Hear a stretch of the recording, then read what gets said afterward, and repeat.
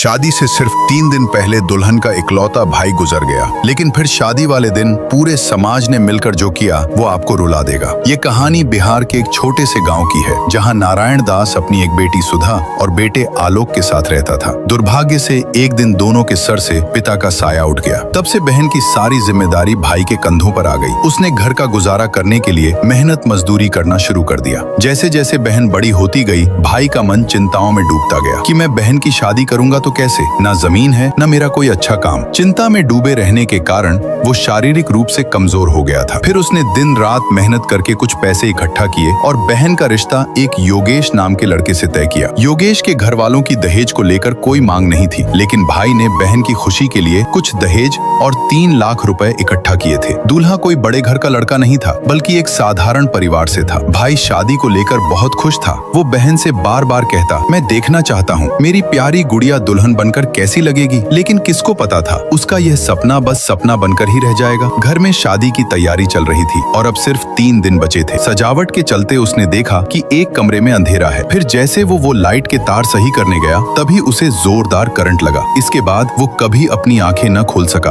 और इस दुनिया को अलविदा कह गया। भाई के जाने के बाद बहन का रो रो कर बुरा हाल था। बुरा वक्त बिता और शादी का दिन भी आ गया। बारात घर के बाहर खड़ी थी। घर के बाहर शहनाई, लेकिन घर के अंदर सनसनी छाई हुई थी। बारात चढ़ी और सभी रस्में निभाई जाने लगी, लेकिन दुल्हन के मन में सिर्फ भाई की यादें और सपने थे जो वो पूरे न कर सका। सभी रस्में बीती और अब कन्यादान का समय आया। अब सवाल ये था कि ये रस्म कैसे और कौन पूरी करेगा। अब सुधा को भाई की याद पल पल रुला रही थी। सभी मेहमान सोच में पड़ गए कि अब क्या होगा। पंडित ने कहा, कन्यादान के लिए आगे आइए। दूल्हे को लगा कोई आगे नहीं आएगा और उसने पंडित से ये रस्म छोड़ने को कहा, लेकिन फिर समाज ने जो किया उसे देख सबकी आंखें भर आईं। समाज से कुछ लोग आगे आए और बोले, रुको, हम सब मिलकर अपनी बेटी का कन्यादान करेंगे। सुधा सिर्फ नारायण की बेटी नहीं, हम सब की बेटी है और जब तक हमारा समाज जिंदा है तुझे जीवन भर चिंता करने की कोई जरूरत नहीं। और उस दिन पूरे गांव ने मिलकर बेटी का कन्यादान किया और दूल्हे को सबने थोड़ा थोड़ा धन इकट्ठा करके दहेज देना चाहा। लेकिन दूल्हे ने कहा, सुधा से शादी करके मुझे सिर्फ एक जीवन साथी नहीं बल्कि इतना बड़ा और संस्कारों से भरा परिवार मिला है, और जिस परिवार में इतनी ईमानदारी, एकता और सच्चाई भरी हो, मैं वहाँ ये दहेज लेकर बुराई कैसे पैदा कर सकता हूँ। और योगेश ने उस दिन सुधा से बिना दहेज के शादी की। विदाई के वक्त सुधा भावुक हो गई और सबके गले से लगकर खूब रोई। अगर आपको गाँव वालों का बर्ताव सही लगा हो तो वीडियो को एक लाइक जरूर करें और कमेंट में गाँव वालों के लिए लाल दिल जरूर भेजें।